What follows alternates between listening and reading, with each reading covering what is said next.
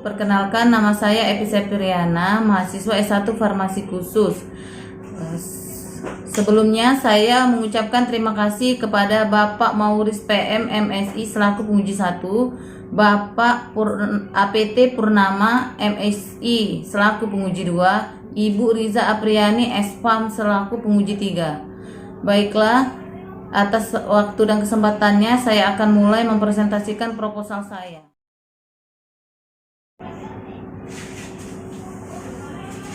Evaluasi rasionalitas penggunaan obat antihipertensi pada pasien hipertensi rawat inap di Rumah Sakit Pusri Palembang periode Januari sampai Maret 2020. Pendahuluan, menurut data World Health Organization WHO tahun 2015, sekitar 1,13 miliar orang di dunia menderita hipertensi. Artinya, 1 dari 3 orang di dunia terdiagnosis menderita hipertensi. Di Indonesia, prevalensi hipertensi yang didapat melalui diagnosis dokter pada penduduk usia 18 tahun ke atas sebesar 8,4%. Data Dinas Kesehatan Kota Palembang, angka penyakit hipertensi mengalami peningkatan dari tahun ke tahun. Berdasarkan data penyakit pada tahun 2019 di Rumah Sakit Pusri Palembang, hipertensi termasuk dalam 10 besar penyakit rawat inap di Rumah Sakit Pusri Palembang dengan berada pada posisi kedua setelah dispepsia dengan total pasien pada tahun 2019 yaitu 650 pasien.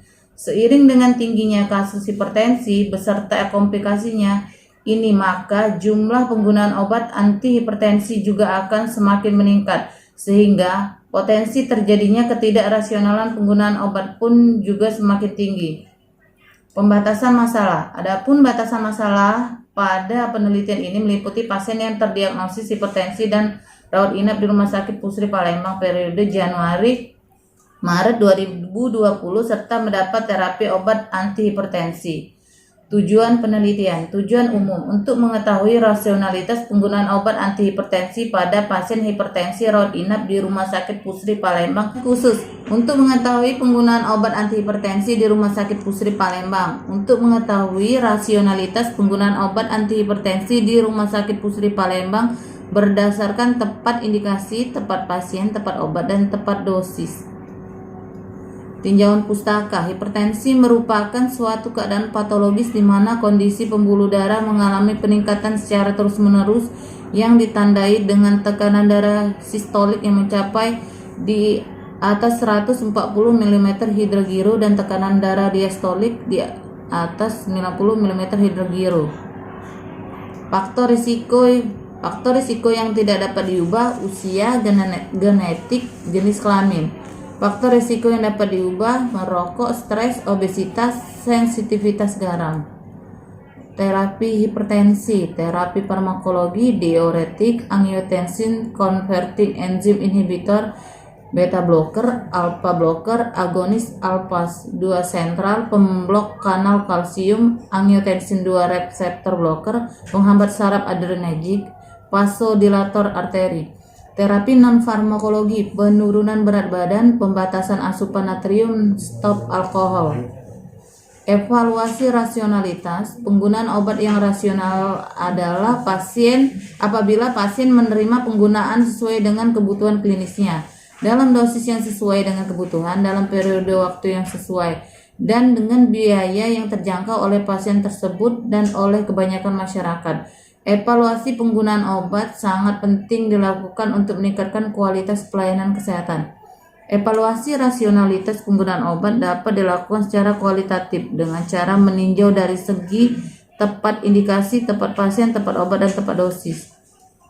Metode penelitian. Jenis penelitian. Penelitian observasional yang dilakukan dengan metode deskriptif kualitatif. Pengambilan data dikumpulkan secara retrospektif.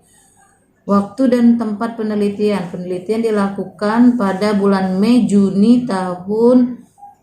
sampai Juni tahun 2020 bertempat di instalasi farmasi Rumah Sakit Pusri Palembang dan instalasi rekam medik Rumah Sakit Pusri Palembang. Populasi dan sampel. Populasi semua pasien yang didiagnosa penyakit hipertensi rawat inap di Rumah Sakit Pusri Palembang. Pasien yang terdiagnosa hipertensi di Rumah Sakit Pusri Palembang periode Januari sampai Maret 2020. Alat dan pengumpulan data. Alat data sekunder yaitu lembar observasi yang dibuat oleh peneliti sendiri. Pengumpulan data berupa status pasien yang termasuk dalam kriteria inklusi dari rekam medik di Rumah Sakit Pusri Palembang periode Januari sampai dengan Maret 2020. Mencatat data pasien yang mendapatkan terapi antihipertensi dan mencatat obat-obat antihipertensi yang digunakan untuk mengetahui rasionalitas penggunaan obat antihipertensi sesuai literatur. Prosedur penelitian. Tahap persiapan dimulai dengan studi pustaka, selanjutnya mengurus berkas permohonan izin penelitian kepada pihak Universitas Kader Bangsa Palembang dan pihak Rumah Sakit Pusri Palembang. Pengumpulan data sekunder untuk kemudian dilakukan analisa rasionalitas penggunaan obat antihipertensi. Data sekunder yang diperoleh dilakukan analisa rasionalitas penggunaan obat antihipertensi berdasarkan pedoman terapi dan literatur.